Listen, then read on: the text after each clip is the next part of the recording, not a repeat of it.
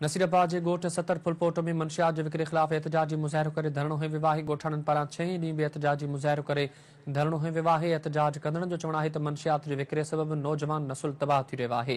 तव्हांखे अहम ख़बर ॾियूं पिया नसीराबाद के गोठ सतर फुलपोटो में मंशियात के विक्रे खिलाफ एहतजाजी मुज़ाहिरो करे धरणो है विवाही गोठाणन पारां 6 ॾींहं भी एहतजाजी मुज़ाहिरो करे धरणो है विवाहे एहतजाज कंदड़न जो चवण है तो मंशियात के विक्रे सबब नौजवान नसुल तबाह थी रहियो आहे। पुलिस मंशियात की रोकथाम लाइ के भी कदम नाहिन खयां।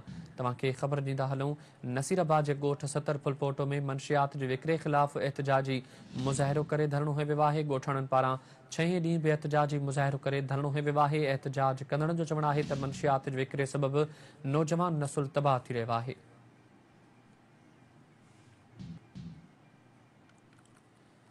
तव्हांखे ख़बर ॾियूं पिया नसीराबाद के गोठ सतर फुलपोटो में मंशियात के विक्रे खिलाफ एहतजाजी मुज़ाहिरो करे धरणो है विवाहे गोठाणन पारां 6 ॾींहं भी एहतजाजी मुज़ाहिरो करे धरणो है विवाहे एहतजाज कंदड़न जो चवण है तो मंशियात के विक्रे सबब नौजवान नसुल तबाह थी रहियो आहे।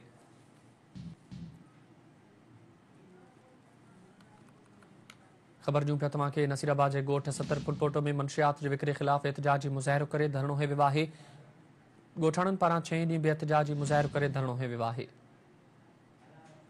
तफ़सील मालूम कंदासीं अला बख्श कुरैशी लाइन ते मौजूद आहे। अला बख्श सतर फुलपोटो जे गोठाणन पारां मंशियात जे विक्रे खिलाफ 6 ॾींहं भी धरणो है विवाहे तफ़सील छा आहिनि?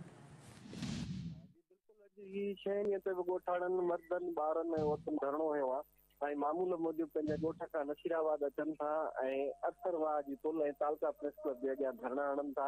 हिननि जो चवण आहे 6 ॾींहं गुज़री विया आहिनि, असां हिकु मनशियात फरोश जे ख़िलाफ़ मुसलसिल एहतियात कयो आहे। इंतिज़ामिया असांजो तदारक करण लाइ तयारु कोन्हे, इंतिज़ामिया असांजो एहतजाज जो नोटिस वठण लाइ तयारु कोन्हे ऐं हिन वक़्तु असीं गैर महफ़ूज़ आहियूं। ऐं जेका गाजीफाड़ पुलिस आहे जंहिंजी हद में असांजो ॻोठ आहे, गाजीफाड़ पुलिस जो मशकूक किरदारु आहे जेका मनशियात फरोश जे ख़िलाफ़ कार्रवाई करण जे बजाय खेसि अञा वधीक हुनखे तहफ़ुज़ ॾेई रही आहे ऐं पुलिस मंथनियूं वठण में पूरी आहे।